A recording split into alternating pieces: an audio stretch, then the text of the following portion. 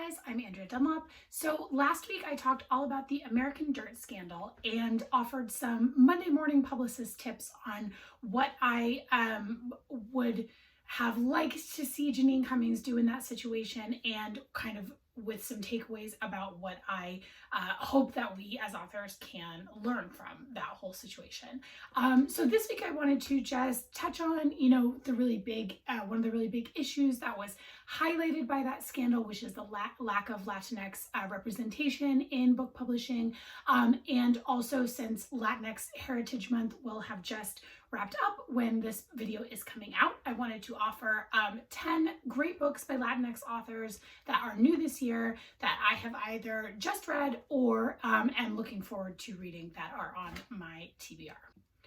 Okay, so as I mentioned, one of the big issues that came to the fore in this conversation around American Dirt was the underrepresentation of Latinx folks in book publishing. So to refer back to that Lee and Low baseline study that I talk about all the time, the most recent of which happened in 2019, only 3% of the book industry is Latinx. So many authors came forward during the American Dirt scandal, Latinx authors, to talk about kind of the response that they've had over the years trying to get their books published, and being frequently told that either their voices just didn't really resonate with the editor who was looking at their work, or that their books didn't have kind of a wide enough appeal to be either published at all or published by a big house in a big way.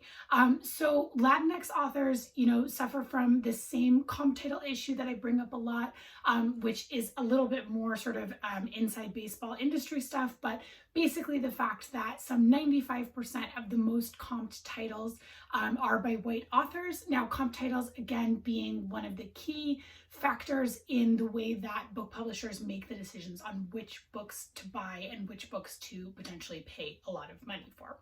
So basically, Latinx authors are up against many of the same issues where these things trickle downstream, meaning that there are, their advances are often lower than white authors, and there are sort of additional barriers to entry.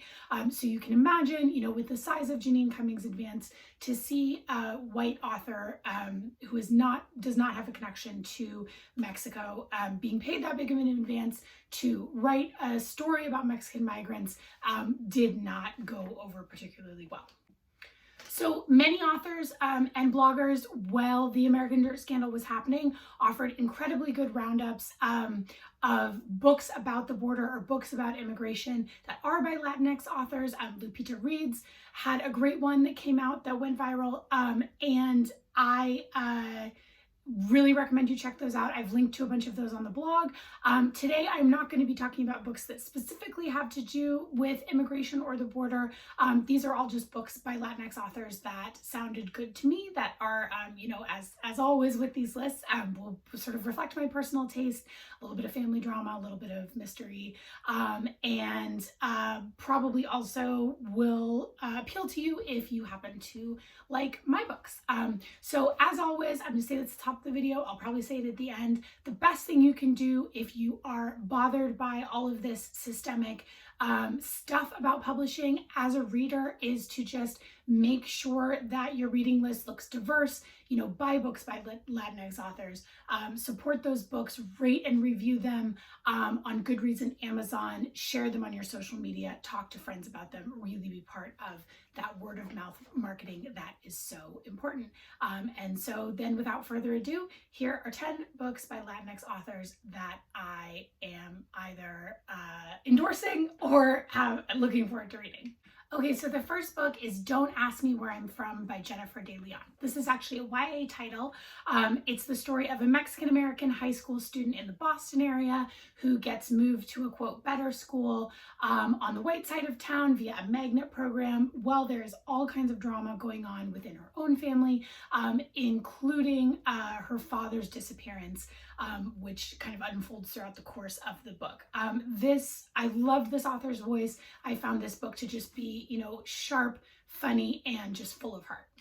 Okay, the next one you've probably heard about if you spend any time on Bookstagram. This one has a particularly stunning cover also.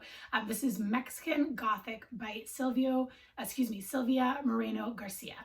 So this book is an atmospheric horror tale that takes place in 1950s Mexico, where our heroine, Noemi Taboada, is sent to check up on her cousin when she gets an alarming letter from her. She goes out to the countryside to see what's going on with the cousin and finds herself in this unbelievably creepy, sort of crumbling Gothic Victorian mansion with this very strange British family. And I won't give any more spoilers, but this is very twisty, very compelling, beautifully written, and just so scary. It really, like, I truly had nightmares while I was reading this one.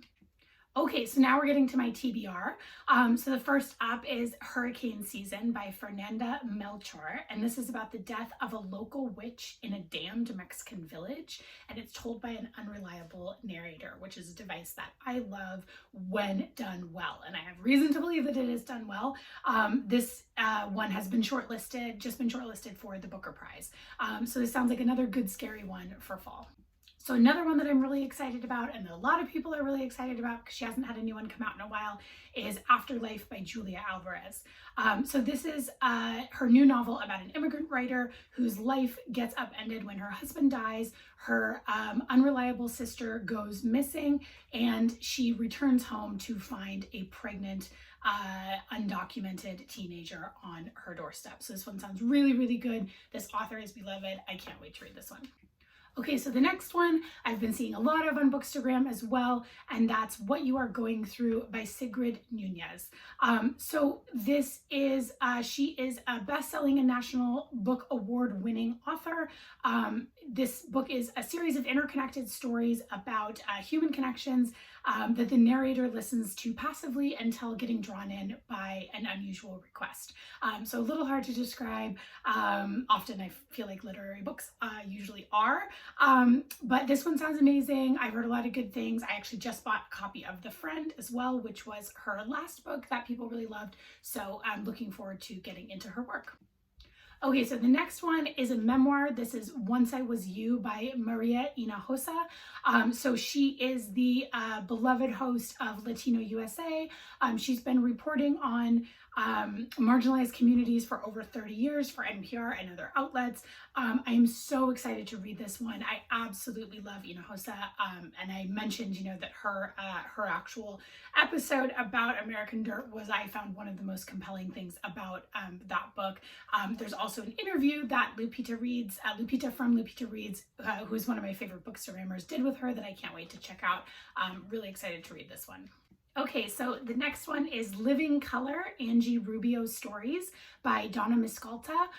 Donna is actually a friend of mine. She is a local Seattle author. I absolutely love her work, so I can't wait to check this one out. It's a coming-of-age novel about a young Mexican-American woman in the 1960s and 70s. And I also highly, highly recommend checking out Hola and Goodbye, which is Donna's last book. Okay, so the next one is another memoir. This one is called Spirit Run. The author is Noe Alvarez.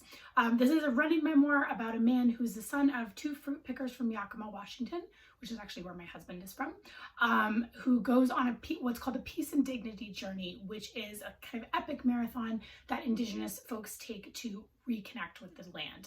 This one really sounds amazing, and of course, with that Yakima connection, I'm really looking forward to reading this one. Okay, so the next one, again, one I've seen a lot of, The Undocumented Americans by Carla Cornejo Villavicencio. So this is a memoir from one of the first undocumented students to graduate from Harvard.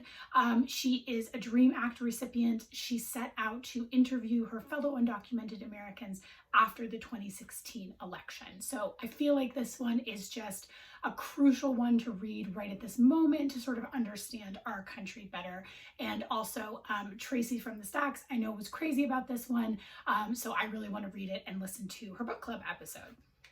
Okay, so the last one on my list is Little Eyes by Samantha Schweblin. So this is a horror story about the interconnectedness of our current lives. So this happens to be something that I'm kind of obsessed with right now. You know, one of the characters in the book that I'm working on is a social media founder, and so the way that this is all sort of turning on us is very top of mind for me. So this one seems like a really good way to lean into all of those fears that I'm having reading all of this tech journalism. Anyway, that one sounds so good. Okay, so there's 10 books to start with. Again, check out that hashtag Latinx Heritage Month on Bookstagram if you're looking for more titles. There was a ton of great ones. I'll round up some of those roundups on my blog. And again, you know, really just want to emphasize that the best thing that we can do as readers is to buy these books, support them. Again, those ratings, those reviews on places like Amazon and Goodreads, they really make a difference. Talking about them on social media makes a difference. Telling your friends makes a difference. Requesting them at the library makes a difference. It all adds up. Word of mouth is still the most effective way, besides Oprah, to market a book.